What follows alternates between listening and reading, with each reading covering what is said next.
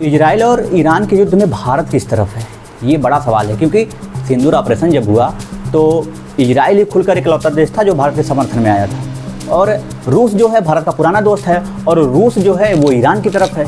और भारत अब ये असमंजस में पड़ा है कि किसका पक्ष लें। हालांकि भारत हमेशा मध्यस्थता करता है और बीच का रास्ता लेता है, ना तो इसकी तरफ ना तो उसकी तरफ, हमेशा से यही होता आया है। जब भी कोई देश लड़ा है तो भारत अपना स्टैंड लेता है, ना हम इसकी तरफ है ना उसकी तरफ, हम बीच का रास्ता अपनाते हैं, दोनों के बीच मध्यस्थता कराने की कोशिश करता है भारत, चाहे वो नेहरू जी हो या फिर मोदी जी हो।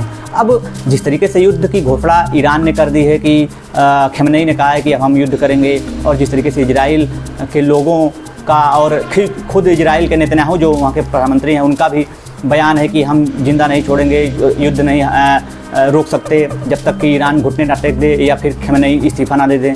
ये सारी चीज़ें चल रही हैं दुनिया में, जियोपॉलिटिक्स अचानक से बदल गई है। अब चीन जो है कह रहा है कि इजराइल से कि हमारे नागरिक हैं निकल आएँ बाहर, क्योंकि जिस तरीके से कोई भी देश जब चेतावनी देता है कि उसके देश के नागरिक उस देश से बाहर चले आएँ तो इसका मतलब है कि स्थिति गंभीर है।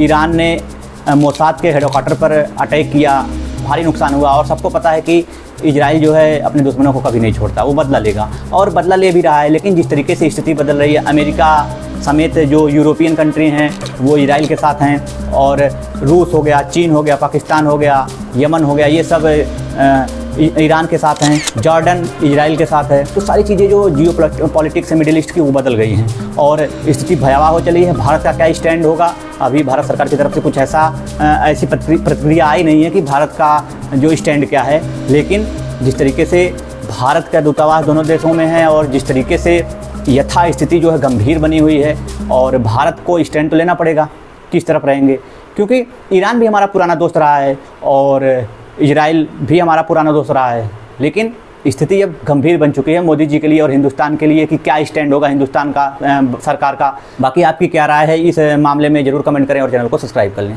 धन्यवाद।